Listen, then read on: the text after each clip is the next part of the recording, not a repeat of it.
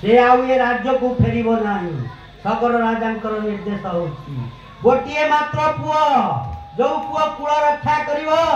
ताकू मध्य खातिरी कले नाही। कोन पई ना मर्यादा दृष्टि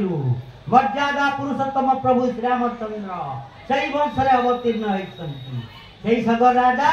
कहउछन्ति आउ कोन नबो अरे हे ताकू एया दियो कोन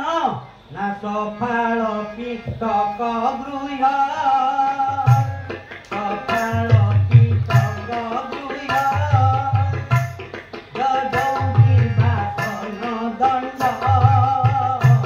सफाळ पिष्टक गृह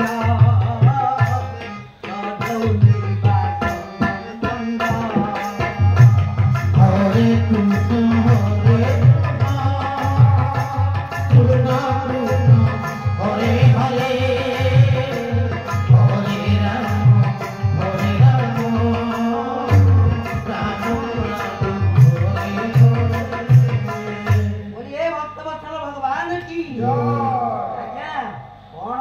सगर राजा पुओ को देबे कोन ना सब फाळ पिटक फाळ कइले गोटिए कोदाळ पिटक कइले गोटिए झुड़ी अरे ताकू गोटिए झुड़ी दियो आ गोटिए कोदाळ दियो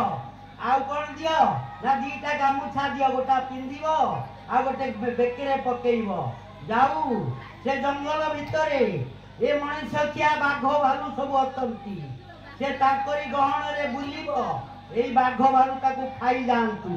बोलिए भक्तवत्सल भगवान की ए प्राणांतक दंड पुओ को दउछन्ती सगर राजा।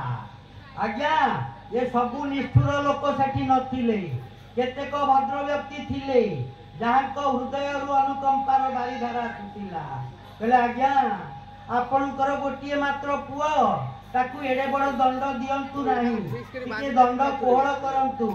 सेते बेले सगर राजा कोन कहिले सुनंतु कोन कहिले ना नोचेत इह एव अपचिति यथा अहंसा कृतस्य कुर्यात् मनमुक्त पाणिभि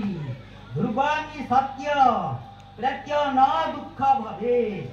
अरे हे ये मनीष ए जन्म रे जो पाप करे जदि एई जन्म रे ताकू भोग न करिवो ध्रुवानि सत्य एटा निराट सत्य जते बेले प्रत्य हे जीव जते बेले पर जन्म रे आउ गोटे शरीर ग्रहण करिवो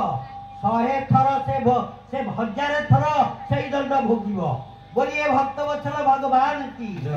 रोते तिया अपचिति यथा अहंसा अहंसा कइले पाप जदि अपचिति कइले प्रायश्चित्त जदि एई जन्म रे करिथिबा